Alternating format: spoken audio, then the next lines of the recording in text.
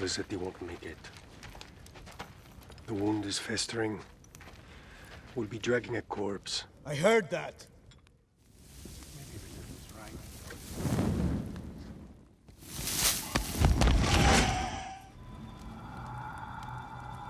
Where are they?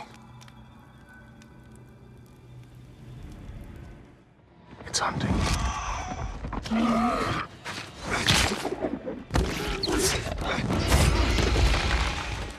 Hey guys, what is up?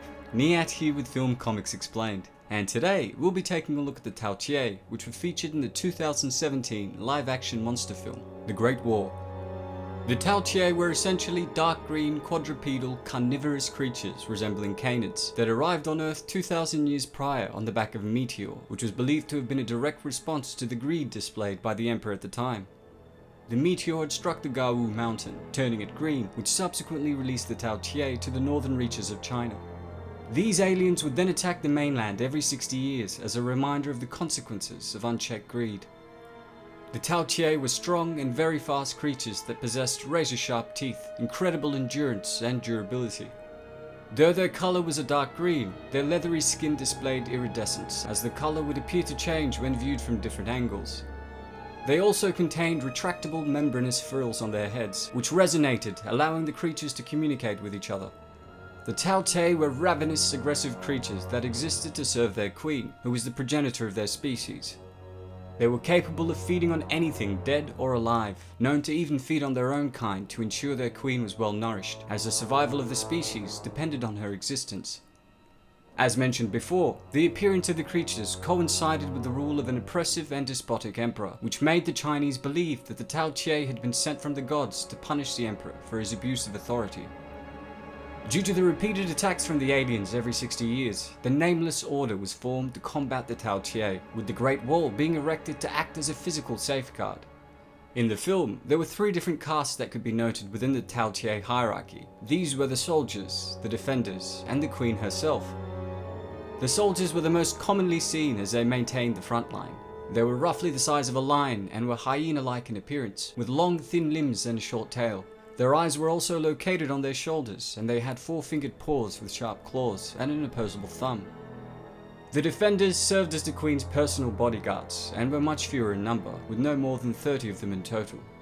These mammoths were roughly the same size as an elephant, and oddly had ape-like flat faces with eyes on their heads, unlike the soldier variant. The defenders were bulkier and more armoured, using their massive frills to act as shields against potential bombardment, while they formed a protective circle around the queen. The queen was the ultimate commander of the TAO TEI hordes, directing them to do her bidding. She was evidently very intelligent and was able to come up with strategies and countermeasures in the moment, as well as being responsible for the continuous growth of her kind since their arrival over 2,000 years ago. The queen was roughly twice the size of the soldier variant, though smaller than her guards. She had a comparatively elongated body with overlapping plates on her back and a long tail.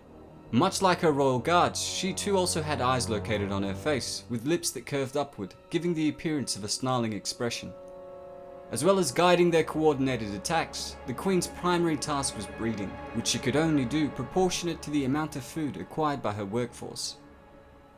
While they were impressively vicious creatures with great strength, able to shrug off arrows, lances, and to a certain degree fire, a direct hit in the eye was ultimately able to kill them instantly.